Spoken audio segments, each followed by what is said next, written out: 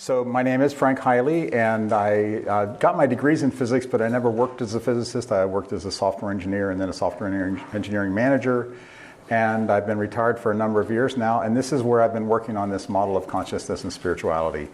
And I'm actually glad that I haven't written the book yet, because it would have been wrong. I've been changing the model significantly just in the past 6 to 9 months. I've been adding this attention schema theory to it, which I think has helped a lot. So I'm going to start my talk by talking about world models and agents. And the definition of an agent is that an agent is an entity that has goals, has a way of sensing the world, and a way to make changes in the world to achieve those goals. So by this definition, a human being is an agent. We definitely have goals, we can sense the world, and we can make changes to the world to try to achieve those goals. So we're agents. Now there's a control system theorem from 1970 that says that every good regulator of a system must be a model of that system. Now a regulator in this sense here is talking about an agent. So this is saying that every good agent of a system, and the system is the world that the agent is trying to work in. So for humans like us, we're a regulator of the world. That's what we're trying to do. We're trying to achieve goals in the world here. So every good regulator of a system must be a model of that system. That means that a good agent needs to have a model of the world. So as a human being here, we're good agents. We can achieve our goals. That means we need to have a model of the world. And this model of the world is not only the state of the world right now, but it has to be able to predict future states of the world, how the world is going to change, and especially how the world is going to change depending on what action I take. If I take this action, what's going to happen in the world? If I take that action, what's going to happen in the world? Now, an agent like a human is also part of the world that I'm trying to achieve my goals in. That means my model of the world must include a model of my body as part of my model of the world. And I call that a self-model. So any agent that's part of the world that is trying to achieve its goals in needs to have a model of itself, and I call that a self-model. Now, my question is, do we live in the world directly, or are we self-models living in our model of the world?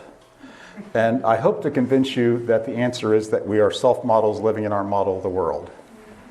And I think that colors can be part of that convincing. I think I can convince you with colors. Now, the way the colors work in a human being is that in our eyes we have 3 different kinds of photoreceptors that measure the amount of light in red, green, and blue. And so that's essentially taking 3 black and white images in those 3 different colors. And that information of those 3 images is sent to the brain, and the brain constructs something like this. So those colors that you see there, those are made up by the brain. They aren't actually in the light that's coming to us. The light just has different wavelengths. The experience of those colors is something that's in the brain. Now, when I've given this talk before, people object, well, yes, the experience of the colors is in the brain, but it's really telling you something about the world. It's telling you about the wavelength of light. There's a one-to-one correspondence between the color that you experience and the wavelength of light. Well, that's not quite true, and I'll examine that by looking at Edwin Land's 2-color discovery. So this is the Edwin Land who invented Polaroid. He was also an MIT graduate. And he had 3 projectors. One was projecting red light, one was projecting green light, and one was projecting blue light. And he took the 3 images that were shown on the previous slide, or the equivalent of those, and if you project them onto the screen and align them perfectly, you get this kind of a picture here, the picture of the bird in full color. Now he was turning off his apparatus one time, and he had turned off the blue projector, and he took the green filter out of the green projector. So he had one projector that was projecting red light and one projector that was projecting white light through 2 different images, the red image and the green image. What do you think you'd see in that picture there? It would be a mixture of red and white, maybe some pink, something like that. Maybe something like this image here is what you would see. No, what his assistant saw was this. And he said, Edwin, why are there colors in that picture? You're only projecting red, white, and white light. How can you get colors like blue, green, and yellow? Now, the colors were not as saturated as they would be in the full 3-color image, but they were definitely there. There was red, green, and yellow in that image. And this shows you that there isn't a one-to-one correlation between the color that we experience and the wavelength of the light that is coming into our eye. Because this is a mixture of red and white light. It should have been all red and white, but instead our brain computed these kinds of colors for that image. Now, I had to fake these images here because you'd have to actually set up a projector to do this experiment right here in the room. But I do have an experiment that you can take yourself right now. This is a color illusion image. Maybe you've seen it before. But there's a left rectangle and a right rectangle there. Are those different colors? They look like different colors to my eye. The left rectangle looks like a blue-green, and the right rectangle looks like a yellowish-green. Well, I'll tell you, they are exactly the same color. Exactly the same photons are going to your eye from those two different rectangles. And I can show you that by taking away those stripes, and then you can see, I think, that they are exactly the same color. Now, computers measure color on a range from 0 to 255 in red, green, and blue, and that's the mixture of red, green, and blue that is in those stripes on the image there. Now, I'll put the original image back. And I wanted to try to quantify how different those colors look to my eye. So I created a thick border around those black rectangles that I created there, and I tried to match the color of that border to the color I was experiencing inside the image. Do those look like they match there? Yeah, they kind of match. So now I knew what the color was for those images, and so I took away the original image, and I filled in the rectangles, and I measured the RGB values, and this is what I got. So the left color was significantly more green in it than the actual color. The actual color is the one in the middle. And the right color was significantly redder than the actual color. So that shifts in the red and green there was caused by the overlying lines of pink and orange. Now, this is one way in which what we're seeing is not what our eyes are giving to our brain. So our eyes are sending information to our brain, but the image that the brain constructs is different than that. Another way that the eyes are giving information to the brain and we're experiencing something different comes from peripheral visual acuity. If you're looking at a certain point and you have 20/20 vision, that means that at that point that you're looking at there, you have 20/20 vision. If you go off 5 or 10 degrees from the point you're looking at, your acuity drops rapidly. You'd soon be below 20/40, which would mean that you can't drive a car. And out in the periphery, you're legally blind. And on top of all that, there's a blind spot. So what you're seeing, what your eyes are actually getting from the visual scene that you're seeing out there doesn't look at all like what we experience. What we experience is something like this. If you keep your eyes centered on that green star, you can still see all the houses to either side there, and they look like they're all crisp and in focus if you keep your eyes just on the green star only. However, the information that the eye is sending to the brain would be something like this. It would get blurrier and blurrier the further away from the center of vision that you're looking. And on top of that, there's the blind spot.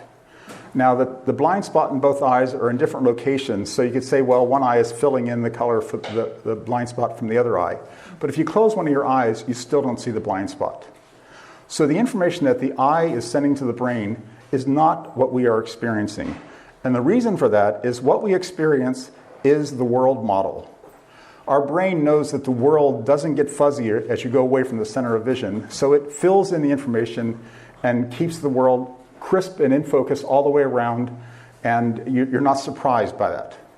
You would be surprised if it looked the way that the other image looked. Another example of that what we experience is not what the eyes is sending to the brain comes from rapid eye saccades. A saccade is where you're moving your fixation point from one point to another. So you just quickly move your eye from one point to another. Now, when you're doing that, the image of the world that's appearing on your retina changes by a large amount. However much you move your angle of your eye, the image is changing radically. Yet we don't experience the world as moving when we do that. The brain takes into account that the eye is moving, and it keeps the world model stationary as you saccade. There's another effect that we also don't notice, another effect of the rapid eye saccades, which is that during the time when your eyes are moving, you are actually blind. The brain cuts off all image processing during the times that the eye is moving from one location to the other. You can actually go home into your bathroom and get up close to the bathroom mirror there and look at first the left eye and then the right eye. Move your fixation point from left eye to right eye. If you do that, you will find that the eye is always stationary. You'll never catch the eye moving. If you want to see that you actually can catch the eye moving, you can also use your cell phone to act like a mirror, if you use the front-facing camera of your cell phone and put it up close to your face and shift your eye back and forth from one eye to the other, you will catch the eye moving. And the reason for that is that the cell phone has some processing time between when the image is taken and when it shows up on your screen. So that delay there allows you to see a little bit of motion there. So that can prove to you that you really are blind during the time that your eye is moving, and yet we never notice that. We never notice that we're blind for that fraction of a second. So my conclusion is, we are self-models living in and experiencing our model of the world. Now, I talked only about vision here, but this applies to everything else. For example, when you're listening to music, a symphony or something like that, you're hearing all this beautiful music, it sounds so wonderful and everything. If you looked at what is actually coming in the sound waves coming in through the air, it would be a complete jumble of sound like this, rapidly changing like that. If you even make it into a frequency plot, it doesn't look beautiful. There's nothing about the sound that is beautiful. That beauty that you are experiencing was created by your brain listening to that sound. So all of our experiences are coming from our model of the world and are created by that. Okay, so now I'm going to talk about the three-agent model of the human brain. So you can treat the brain as an agent. As we said, the whole human is an agent. And I'm going to break down that human agent into three separate models. The first model is the thinker. Now, the thinker is the general problem solver. If you're trying to achieve a goal and you're not able to figure out how to achieve it, that's when the thinker is going to kick in and try to figure out how to achieve the goal that you want to achieve. Now, to achieve the goal, you may have to say something or do some behavior, and that's when you're going to be doing thoughtful speech or thoughtful behavior, where your thinker is going to think about what you should do and then tell you to do it. For example, my thinker right now can tell me to raise my right hand. There, my thinker raised my right hand. Now, my thinker didn't really raise my right hand. It really told the doer to raise my right hand, because the doer is the agent that controls the body. And the thinker just gave the command to the doer, raise the right hand, and the doer is the agent that knew how to make all of my muscles move so that my hand went up in the air like that. That's what the doer does. Now, in addition to that, the doer does a lot of automatic behaviors. All of your habits, playing the piano, all those kinds of things are done by your doer. They're not done by your thinker. So the doer is the agent that controls the body. And then finally, the third agent is the experiencer. And the experiencer is the agent that creates that world model. Remember, according to the good regulator theorem, we need to have a model of the world in order to be a good agent. And it's the experiencer that creates that world model that's required by the good regulator theorem. Now, the evidence for the thinker and doer is that they are consistent with experimentally derived cognition models in two different fields. In the field of psychology, the model is the dual process theory. Dual process theory was popularized by Daniel Kahneman in his 2011 book, Thinking Fast and Slow. In dual process theory, they have two systems. They labeled them System 2 and System 1. I basically just relabeled System 2 as the thinker and System 1 as the doer. So System 2 in dual process theory is the slow, deliberative, explicit, and conscious system. System 1 is the fast, intuitive, implicit, and subconscious system. The way a psychologist would determine whether System 1 or System 2 is active at a given time would be, for example, to give people a multiple choice test.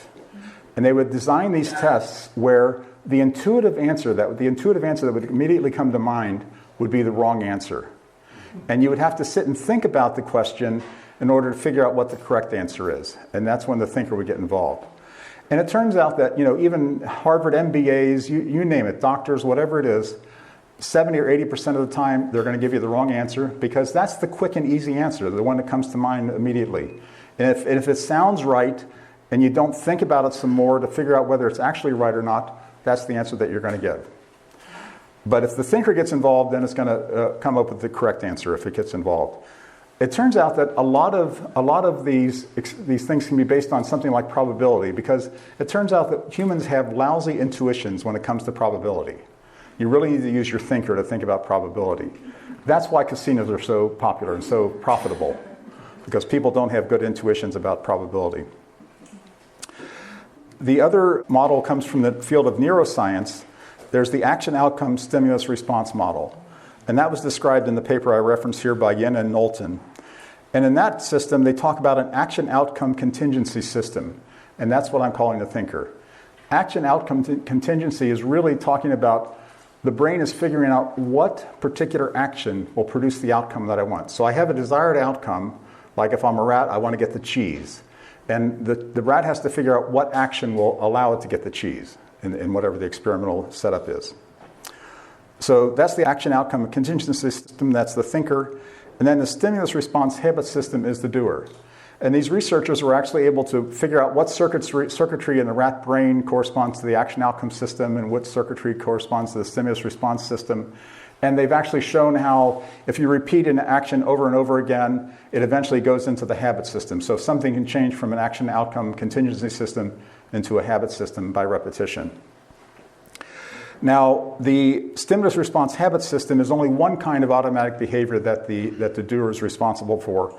The other kinds of automatic behavior includes instincts, when we have an instinctual response that we do, or an emotional behavior, an anger behavior, something like that. Those kind of behaviors are all automatic systems that come from the emotions. And reflexes is another kind. Now, given a thinker and a doer, the experiencer is required by the good regulator theorem. I mean, the brain could have duplicated circuitry and had a separate world model for the thinker and a separate world model for the doer, but that would be very wasteful, and it would actually probably give you worse results because the models could become inconsistent. So the brain has instead created one system, which is basically the back 2/3 of the brain is the part of the brain that constructs the world model, and that's what the experiencer is. So here's a diagram of the major connections between the three agents. First of all, the inputs are over on the left there, and that's the sensory inputs from all the senses, plus it's the language inputs from hearing or spoken language. And then there's the outputs, which includes controlling the body through all the muscles of the body, and also the language outputs, either spoken or written language output. Now, the thinker is the problem solver, and in addition to solving problems, it also produces thoughtful speech and thoughtful behaviors. So that lower rectangle there is the thinker telling the doer about what thoughtful behaviors it wants to perform. And thoughtful speech is where you know what you're going to say before you say it. It turns out that not very much of our speech is thoughtful. In fact, I hope that none of my speech here is thoughtful, because I'll be making a lot more mistakes, and it'll be kind of halting, and it won't be a nice, smooth presentation. I hope that all of my speech here is going to be automatic speech. The doer is the agent that controls the body, and he does all the automatic behaviors when he controls the body, and he also produces the automatic speech. So I hope my doer and experiencer are who is talking to you right now. And then there's the experiencer, and the experiencer is the agent that constructs the model of the world that is used by both the thinker and the doer. Now, there's a conceptual end of this model of the world, and there's a sensory end of the model of the world, but they're not two separate models. There's actually a continuum going from the raw sensory input that the brain gets all the way up to the highest level conceptual models that we have, which would be things like science and things like that. It's a continuum of levels of concepts. For example, in the visual system, the first thing the visual system does is it recognizes edges. See, the thinker got involved there. The visual system recognizes edges, and then it recognizes areas, and then it recognizes objects, and then it can recognize faces, and going up there. Each of those are different categories of objects that are recognized by the low-level visual system. Now, this model of the world would have to include a model of our body, because our body is part of the world. And it also includes the self-models for the four agents. Now, I said there's four agents, but there's three blocks here. The human brain as a whole is an agent, so it needs a self-model for the human brain as a whole, plus self-models for each of these three sub-agents inside the brain. And the experiencer is also aware of all of our goals, because it's going to need to know about the goals when we talk about attention in just a minute here. So the way that the experiencer constructs the model of the world is by understanding the world. For example, it takes sensory input and understands the sensory input, and it updates the sensory model of the world. Now remember, this model of the world has to be the current state of the world, and also how the world is going to change with time, how it's going to evolve with time. So it understands the sensory input and updates the sensory model of the world. It understands the language input and updates the conceptual model of the world. And most of our conceptual model of the world is taught to us by our parents, by our teachers, by all the people that we know around us. In fact, right here, right now, I'm trying to install in each of your brains the model of the world that I constructed in this model here.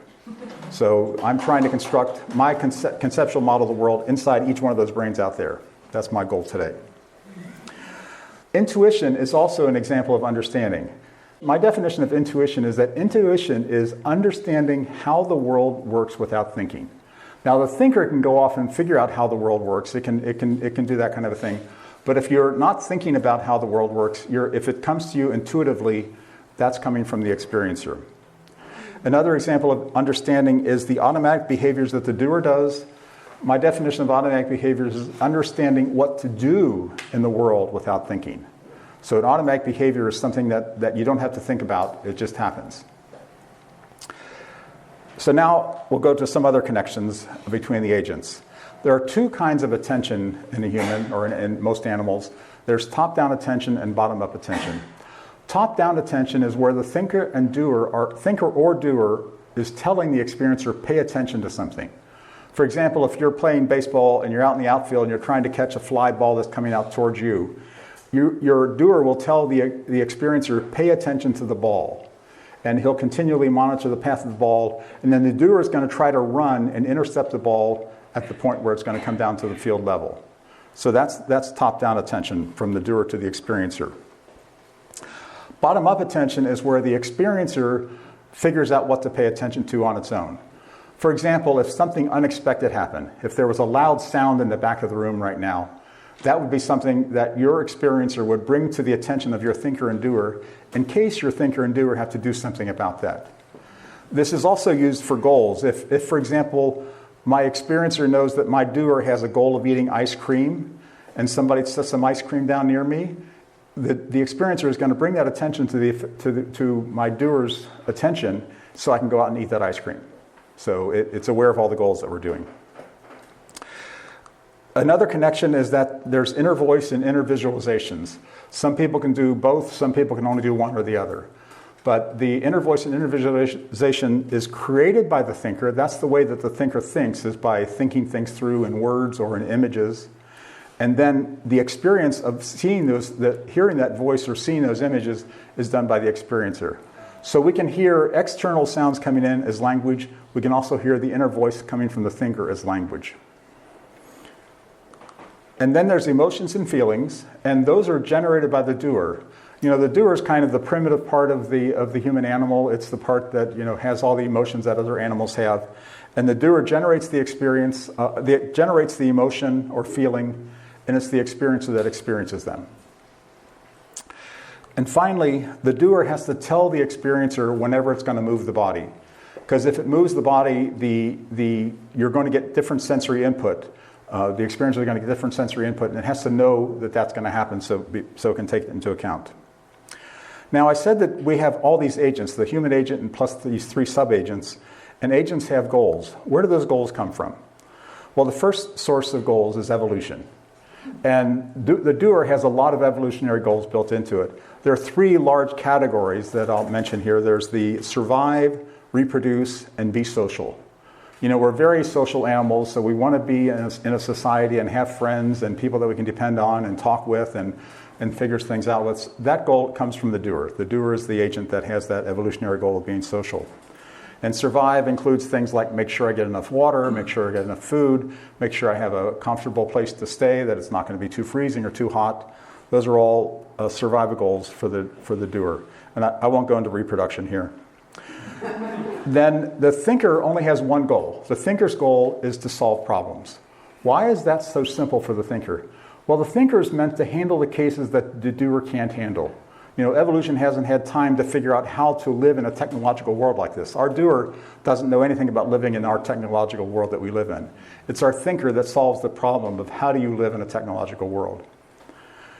And then the only goal that the experiencer has is to create the best possible model of the world. And then we got a really good experiencer. It creates a great model of the world. What you're experiencing right now, right here, that's the world that your experiencer created for you. Okay, so that's evolution. Agents can also create goals. For example, sometime when I was growing up, my thinker created a goal, I must always be right. So if somebody says that I'm wrong, I'm going to argue with them and show them that they're wrong and that I'm right. That's the goal that my thinker made up. Another goal that my thinker made up when I was in high school was, I want to become a physicist. Now to create that, to achieve that goal there of becoming a physicist, I can't just do that all at once. I have to break it down to a lot of little sub-goals. So I had to read a lot of books on physics. I had to go to a good school that would teach me physics, and then a good graduate school, and get a thesis advisor and all that stuff. So you had to break down the big goal into small goals in order to achieve them. And finally, there's copying. The doer can copy from the thinker, and the thinker can copy from the doer. For example, my doer copied the goal of I must always be right, and you'll sometimes get a very emotional reaction from me when you tell me that I'm wrong. So my doer jumps in there and defends the thinker by getting angry at somebody who says that I'm wrong. So the social goals, for example, the pro-social goals that the doer has, the thinker can also copy those goals and want to be a social animal also. It can do both of those both ways. But the thing is, the goals that are built into the doer of being social are going to be stronger in the doer than they are in the thinker. The thinker is unfortunately kind of egotistical, selfish, and self-centered, and that doesn't work well with being social. So now I'm going to talk about self-models. And the thinker is mostly living in this conceptual world, so it makes sense that his self-model would be the conceptual self-model. And I call it the I, me, my. That's the name I use for it. You could also call it the autobiographical narrative self. And it's the complete history of me, what I did when I was young and what I'm doing now and what I'm planning to do in the future. I'm going to write this book and blah, blah, blah. Everything you know about me, my connections to other people, that's all part of my autobiographical narrative history of me, my model of me in concepts. So this I, me, my concept is probably the most complex concept in anybody's brain because it has tentacles that go everywhere in our history and what we're doing. Now, the doer controls the body, so you might think that the self-model is the body. Well, it's not the physical body, it's the body schema. It's the model of the body that the brain has. The neuroscientists call that model of the body schema. So it's the model of the body that's up here in my brain. That model of the body there is the one that knows what muscles to use in what order to make my hand move like this. So the doer has a very, very detailed model of the body. The thinker has a very simple model of the body saying, raise your hand. That's the extent of what the thinker knows about the body. It's the doer that has to know all the details. Now, the experiencer doesn't do anything out in the external world, so you might think that it doesn't need to have a self-model, but it does, and I'll explain that later. And finally, the human as a whole would have a self-model that's some combination of the three self-models that make up the three agents that make up the human. All right. Now I'm going to turn to the topic of spirituality, and I want to explain spirituality. So in order to explain spirituality, I first have to define spirituality, and I have an equation for that. Spirituality equals religion minus dogma. So an example of dogma would be any religion that says this book is the Word of God and you've got to believe every word of this book. That's dogma. So take that dogma out of that religion. What's left might be spirituality. And another person suggested that you should also take politics out.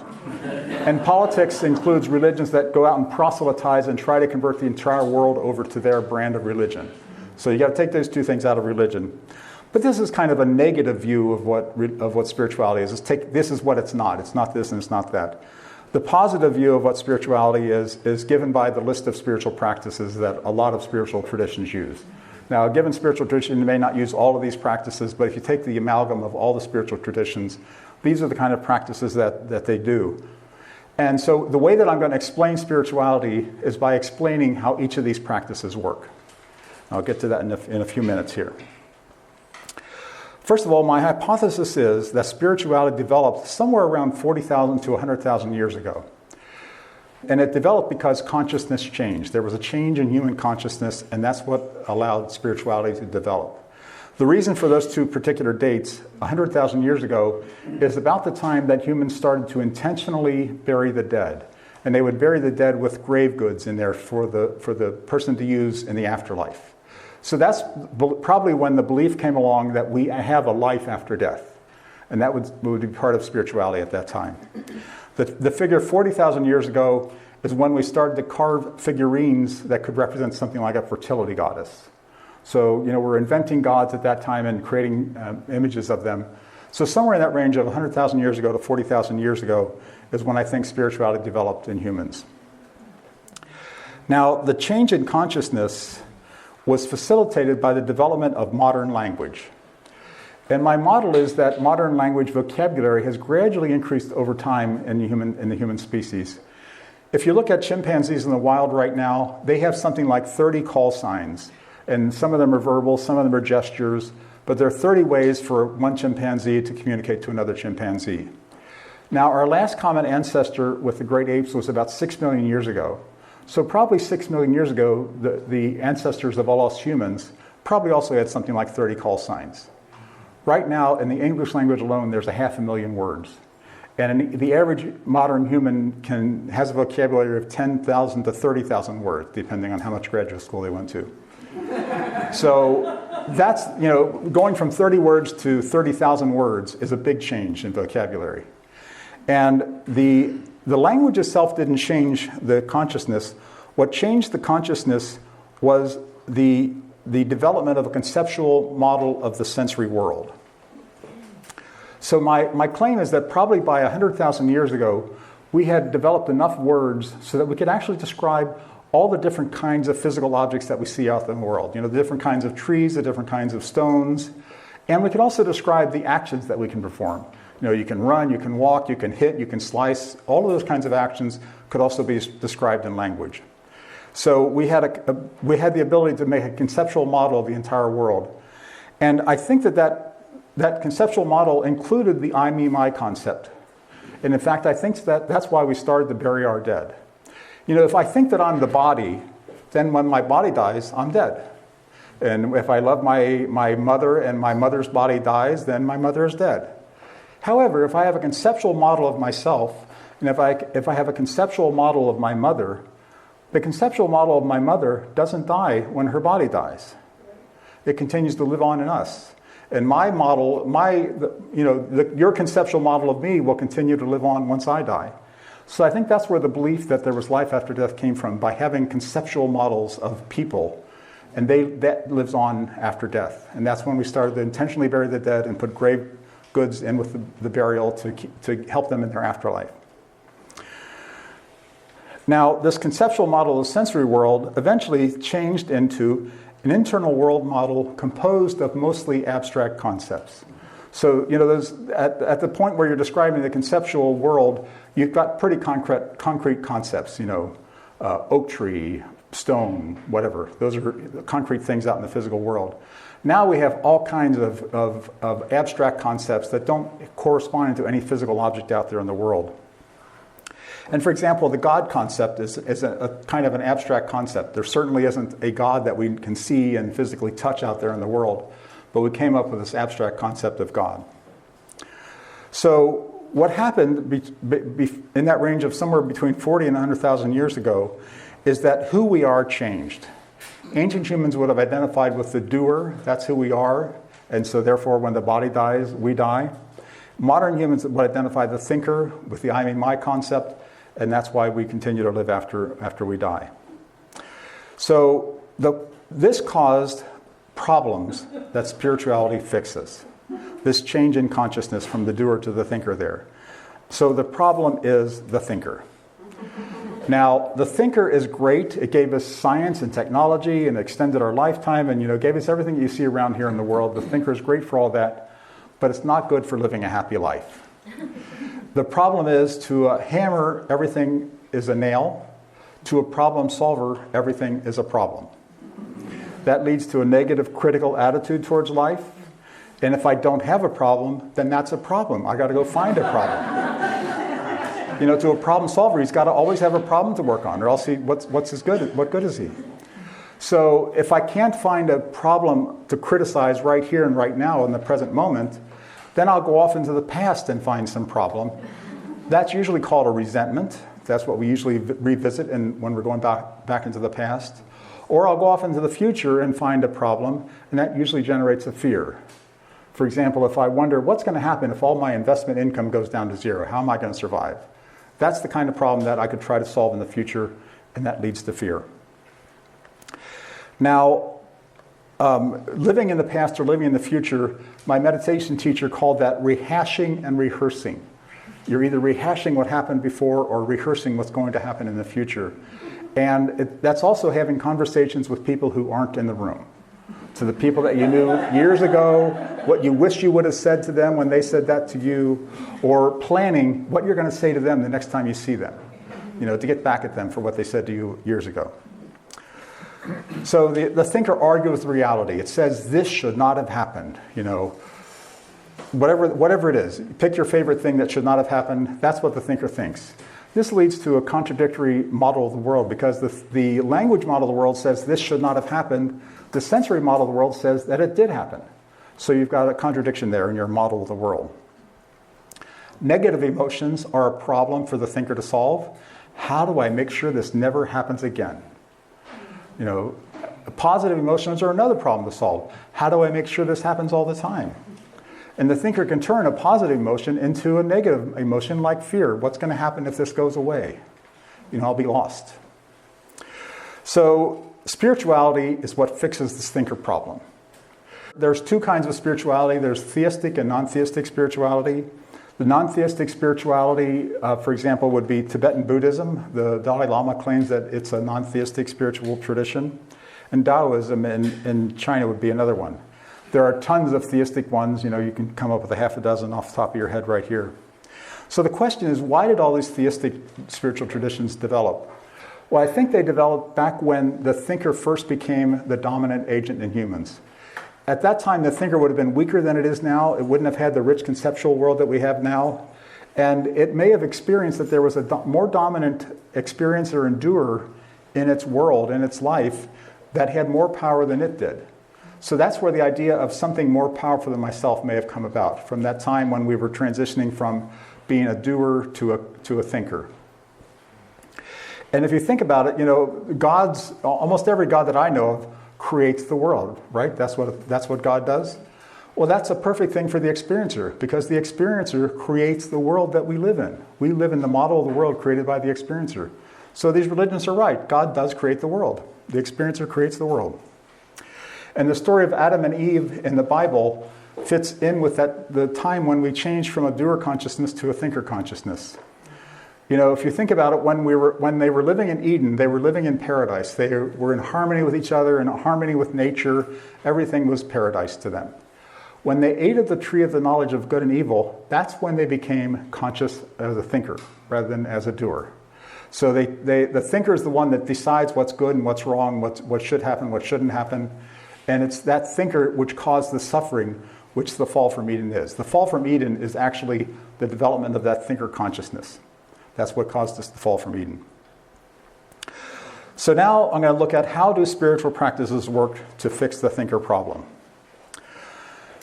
So I'll start with meditation. There's a lot of different kinds of meditation, but some of them are trying to basically quiet down that inner voice of the thinker, trying so that it's not so dominating in my life. Some of them talk about if you do have a thought, just imagine it putting on a little boat that's going to float away on a river, something like that. So the idea is you don't grab onto the thought and carry it to its conclusion and try to figure out what you should do about that thought. You just let it go. A lot of other meditation practices try to get in touch with the body or the experience of living life in the world. You can do a walking meditation and experience doing that. So there you're trying to live in the experiencer and doer and not live in the thinker. So that's the way that meditation helps. Surrender is where the thinker gives up the illusion of control. He thinks he has control of everything. It's actually an illusion. But when he gives up the illusion of control is where the thinker surrenders. And then prayer would be where the thinker is actually asking the experiencer and the doer for help. Please help me. I can't handle this. So that's prayer. Living in the now is what the experiencer does all the time. It's always taking the current sensory input and updating the current sensory model of the world. Whereas, like I said, the thinker is often off in the past or off in the future. If it's in the present moment, it's complaining about the present moment. Forgiveness. Forgiveness is the antidote to the resentments caused by the thinker trying to solve problems in the past. My favorite forgiveness saying is that forgiveness is giving up all hope of a better past. And if you can give up hope of fixing the past, then your thinker won't have to go back into the past and try to solve that resentment problem. And then acceptance is what, again, the experiencer does all the time. The experiencer doesn't reject a certain sensory input coming in. It takes whatever the sensory input in and it updates the model of the world based on that sensory input. But the thinker is the one that rejects things, that doesn't accept it. This shouldn't have happened, that shouldn't have happened. So if you can live in acceptance, you're letting go of that thinker judgment there. There's a spiritual guru, Krishnamurti, who was asked, what's the secret of enlightenment? And he said, you see, I don't mind what happens. That's that acceptance that I'm talking about. Not minding what happens is acceptance. Trusting is trusting that the future is going to be okay, that I don't need to try to fix the problems in the future, that it'll mitigate that fear caused by the thinker trying to solve problems in the future. And then gratitude is the antidote to the thinker's negative critical attitude towards life here in the present moment. Instead of complaining what's happening here in the present moment, be grateful for what's happening here in the present moment. The next question is, how does the human self-model change with spiritual practices? So like I said, I think the ancient humans would have identified more with the doer than with the thinker, and modern humans identify more with the thinker than with the doer. Now the thing is, the thinker thinks he's everything. He thinks he takes all the credit for everything that we do. That was me doing that. But it's actually the doer and the experiencer that does most of the work of living life. But the thinker takes all the credit. And that's just showing the ego and self-centered nature of the thinker. He thinks he's the be-all and end-all. Now, a modern spiritual person, I think, has a more balanced self-model where the thinker, doer, and experiencer are more equal. Maybe the thinker is still dominant, but it's not as dominant as it was before for a modern spiritual person. And for people that have a theistic religion, the experiencer would be the connection to God. All the spiritual traditions that I know of that have a theistic bent to them, you're always asking for what's God's will for me. And they usually say, well, intuition will tell you what God's will for you is. That intuitive thought that comes to you, that's God putting that intuitive thought into your head. Well, it's the experiencer that gives you that intuitive thought. So that's where the connection to the higher power comes from the experiencer. Now let's look at a list of spiritual virtues and spiritual vices. If you look at this list of spiritual virtues here, they're all things that make social situations go more smoothly. And the spiritual vices are all things that are going to cause a lot of friction in social situations. The spiritual vices are all selfish and self-centered type things, and therefore the thinker is the agent that's more likely to engage in spiritual vices because he's selfish and self-centered. And the doer is the agent that's more pro-social, so it's more likely to engage in the spiritual virtues. So getting that doer to be a more prominent part of who we are will be a useful thing in terms of living spiritual virtues and avoiding the spiritual vices. Now, a lot of the theistic religions talk about God helping us live our life, doing things for us. We pray to God for such and such. If God is the experiencer, how is that going to help us live our life? I mean, after all, the only thing the experiencer does is direct attention. He doesn't do anything else in the physical world. He can't change water into wine. All he can do is direct attention. Well, I have a hypothesis how the experiencer can help us. And the hypothesis name I've come up with is the wise intuitive attention mechanism. So it has to do with attention. And I'm going to use the example of recovery from alcoholism in AA. Now, AA is a spiritual tradition, and the first step of AA is that we admitted we were alcoholic. This is the thinker surrendering that I can't change it on my own. My model of addiction is that it actually starts with the thinker. When you're in high school, you're at a party, and if you drink, you have more fun than you did if you didn't drink. You're more social, people laugh at you, and you laugh with them, and everybody's happier. So the thinker creates this goal of drinking every time I'm at a party. So every time the thinker goes to a party, he makes sure he gets a drink. Finally, he says, I can drink in between parties too. So he starts drinking in between parties. He's happier then. If he's feeling down, I'll drink. That'll cheer me up. Now, the doer can copy that thinker goal so that even if on a given day the thinker says, I don't think I'm going to drink today, if somebody sets a beer down in front of the thinker, the habit of the doer will just pick it up and drink it, even without thinking. It'll just be a habit of drinking the beer. So both the thinker and the doer have strong goals of drinking.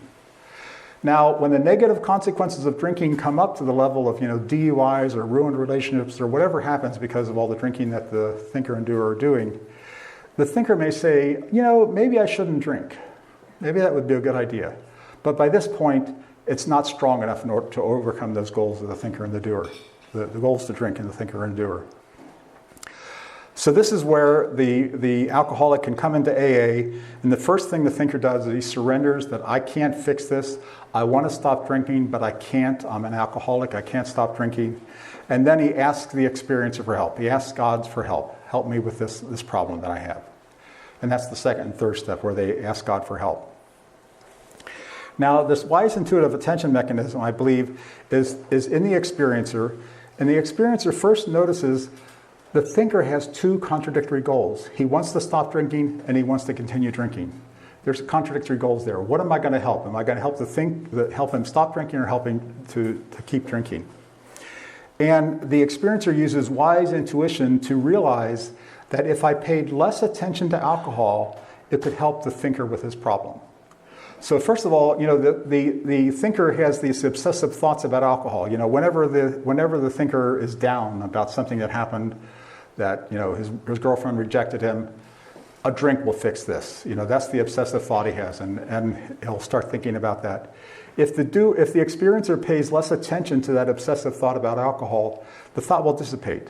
Things that we pay attention to get stronger, and things that we don't pay attention to go away. So the thoughts of the doer, the thoughts of the thinker will become less important if the experiencer doesn't pay attention to them.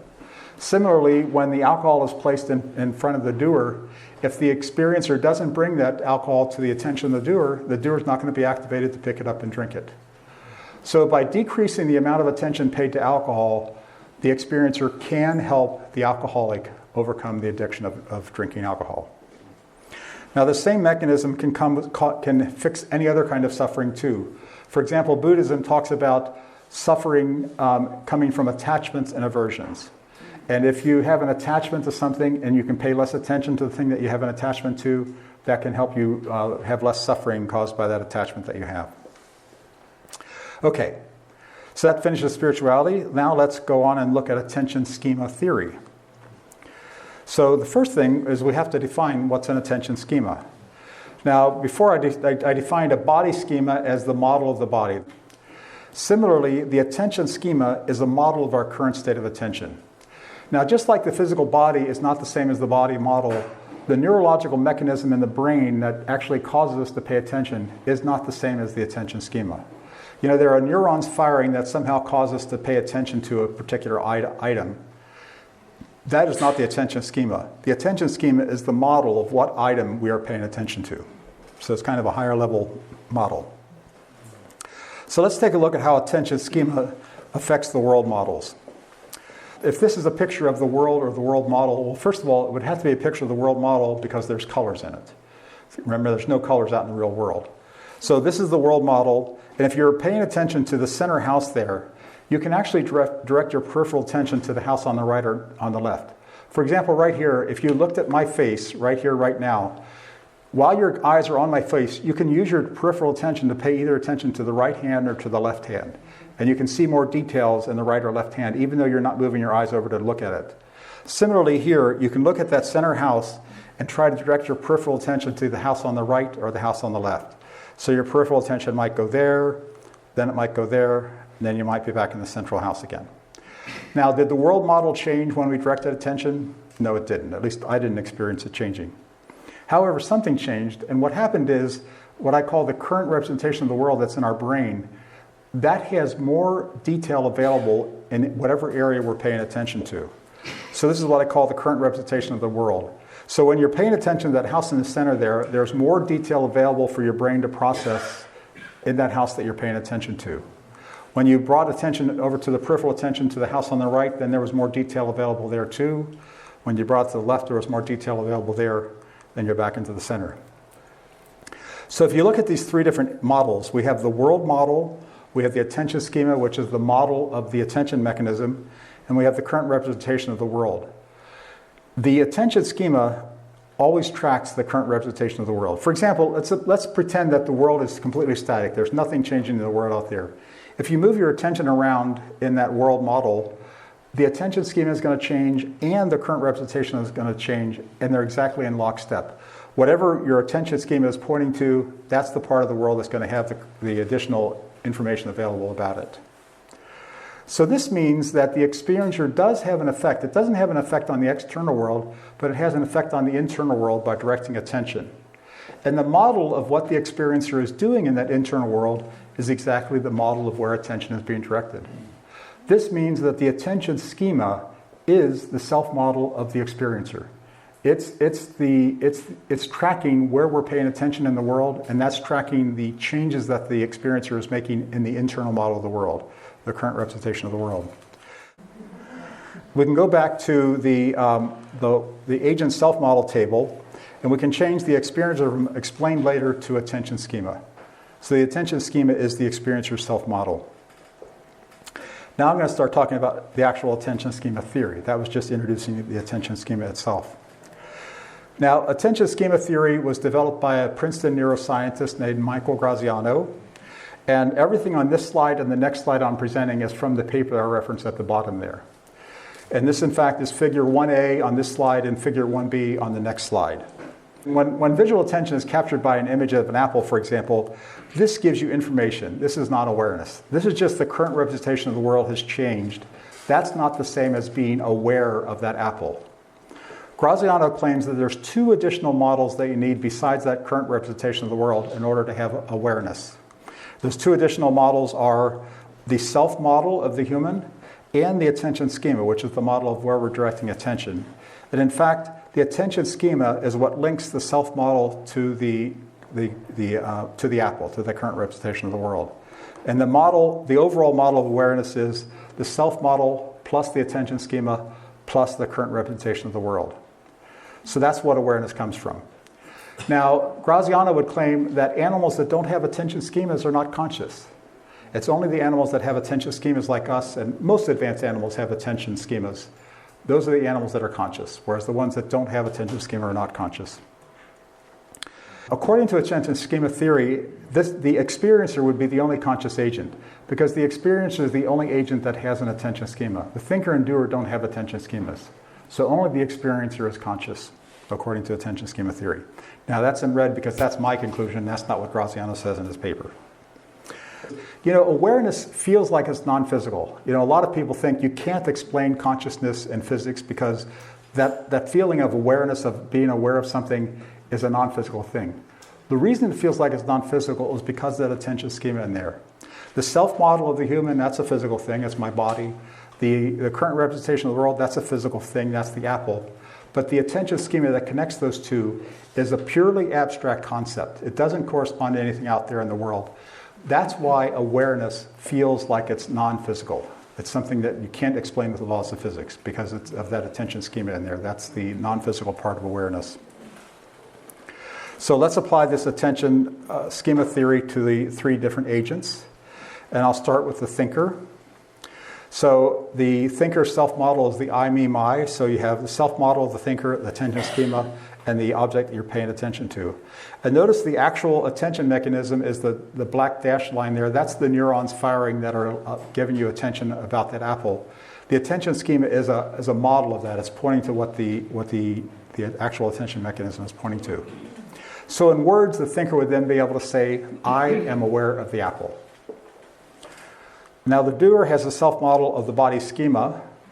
And so the doer wouldn't say it in words. The doer would have the sensory feeling, body aware apple.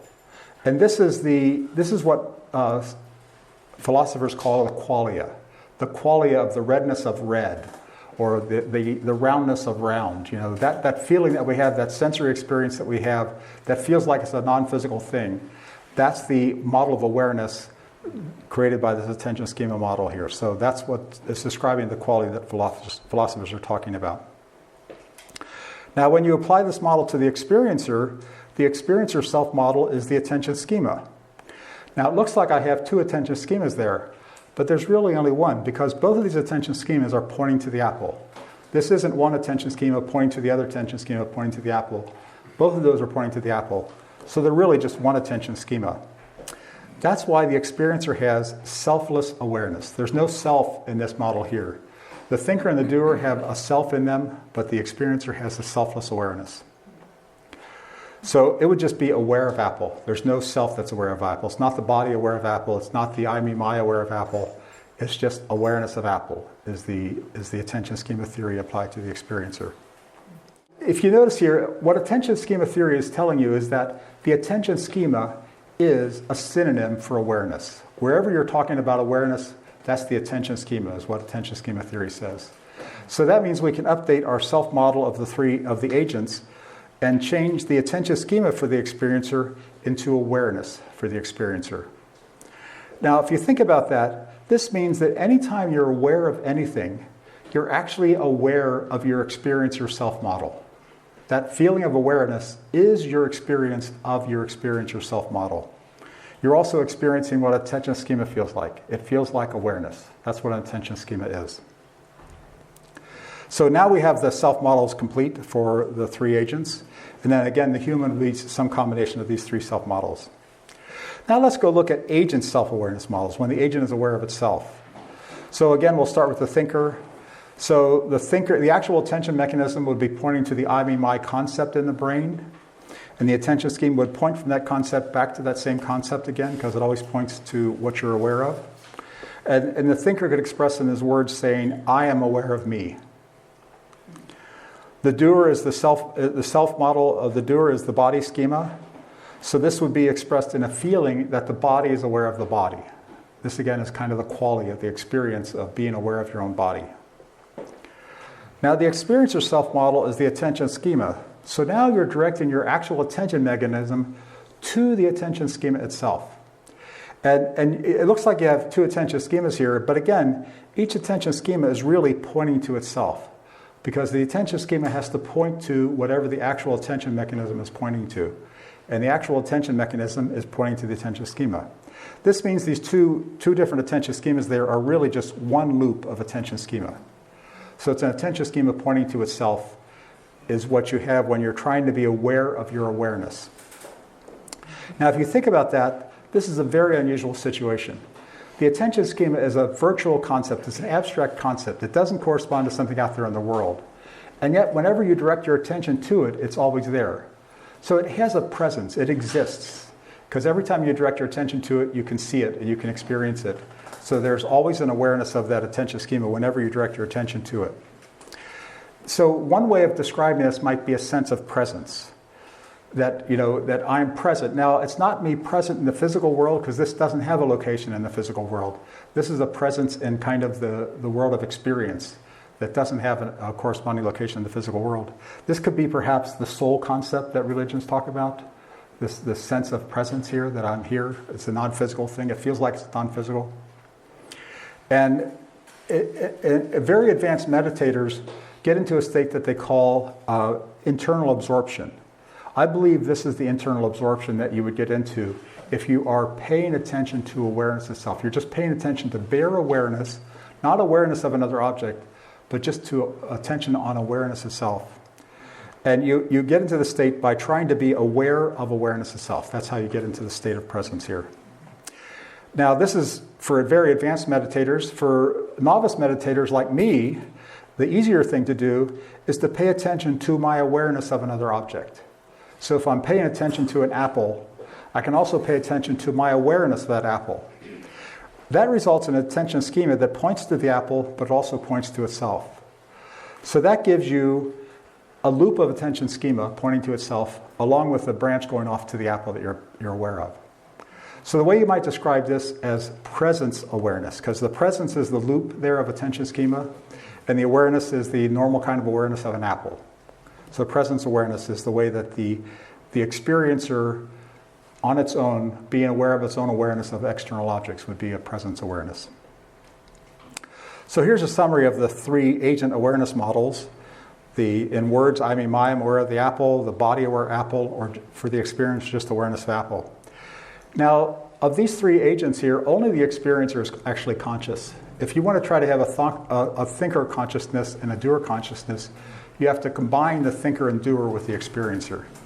So to convert this into a thinker consciousness and doer consciousness and experiencer consciousness table, you have to imagine that the thinker consciousness there is the thinker plus the experiencer, the doer consciousness is the doer plus the experiencer, and then the experiencer is just the experiencer only.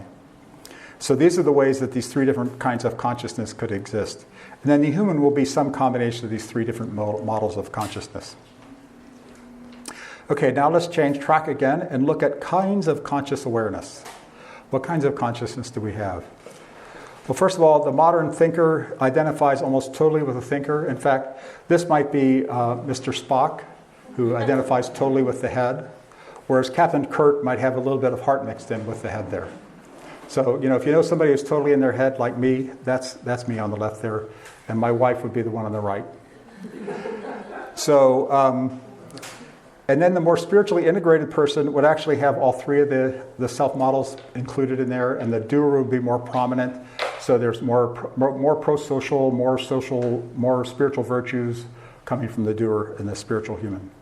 But all these modern humans are dominated by the thinker consciousness in one way or the other.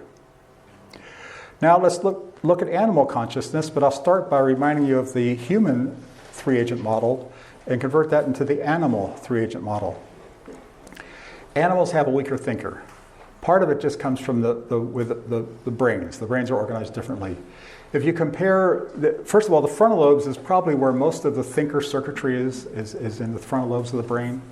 There may be some part of that thinker circuitry in the rest of the brain too, but if you compare the human brain to a primate brain, our frontal lobes are by far much bigger as a fraction of the brain than the primates have. And if you compare a primate to an ordinary mammal, the primate's frontal lobes is much bigger than the ordinary mammal's frontal lobes. So the frontal lobes have gotten bigger and bigger as you go to humans here, and that gives us more neural machinery to work with on our thinker. The other thing is, animals don't seem to have thoughtful speech.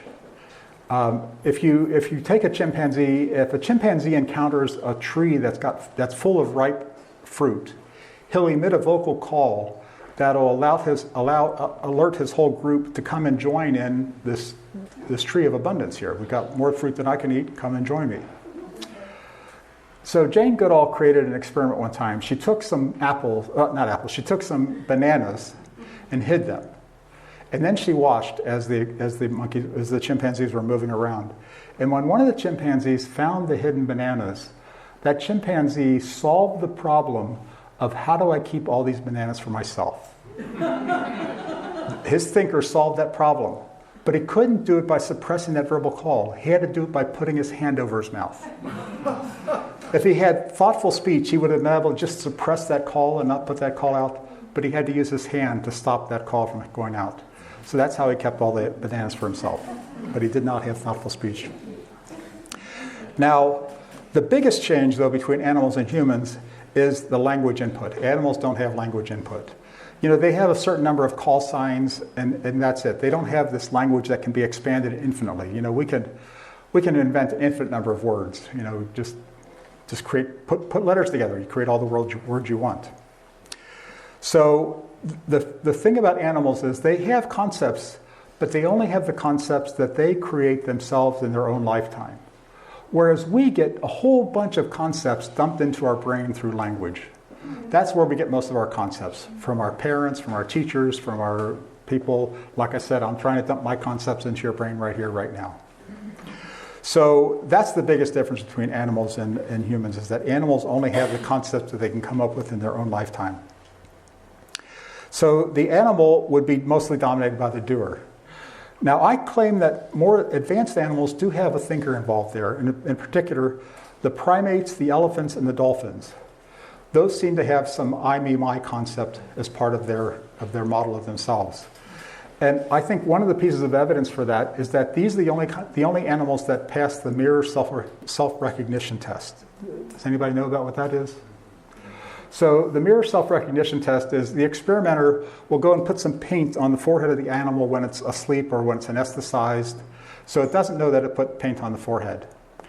And then, the paint dries and the animal's moving around in this cage. The experimenter will then put a mirror in the cage with the animal. It's only for these animals, primates, elephants, and dolphins, that they will notice that paint that they see in the mirror is on their forehead, and they'll reach up and try to rub it off, see what it is.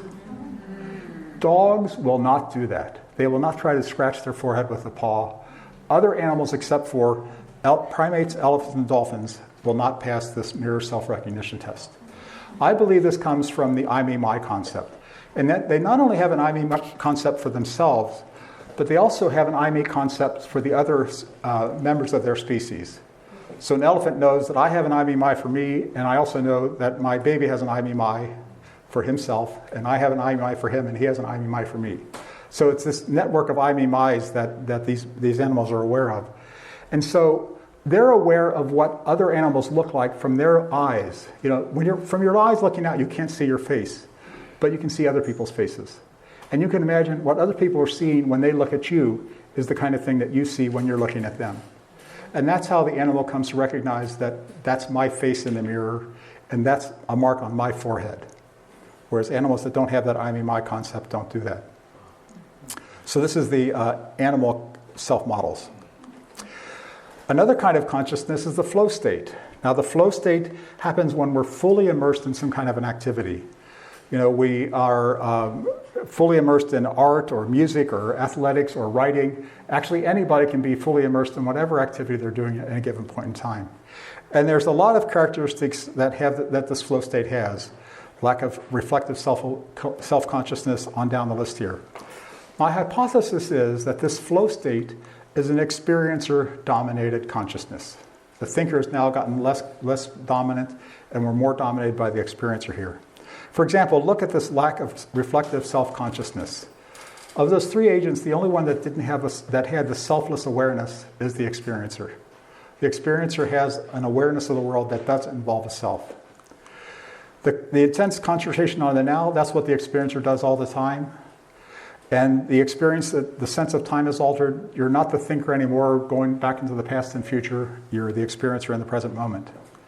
The merging of action and awareness, that's the merging of the experiencer and the doer as the dominant agent in the flow state of consciousness here. So the thinker is regulated down to a more minor role in this flow state consciousness. Now, another reported kind of consciousness is spiritual enlightenment. So the first question is, what the heck is that? Well, it's not about any kind of perfection. And I'm using as a reference here the book Mastering the Core Teachings of the Buddha by Daniel Ingram. He is a scholar of Buddhism. He's also an emergency room doctor, but he's a scholar of Buddhism. He's researched all the different lineages of Buddhism. And he came up with 31 models of enlightenment. He has a chapter in his book where he talks about the 31 models of enlightenment. And a lot of those models of enlightenment are about perfect action, or perfect thoughts, or perfect feelings, or perfect speech. All those models of perfection.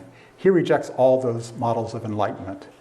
The only model of enlightenment that he endorses is the non-duality model.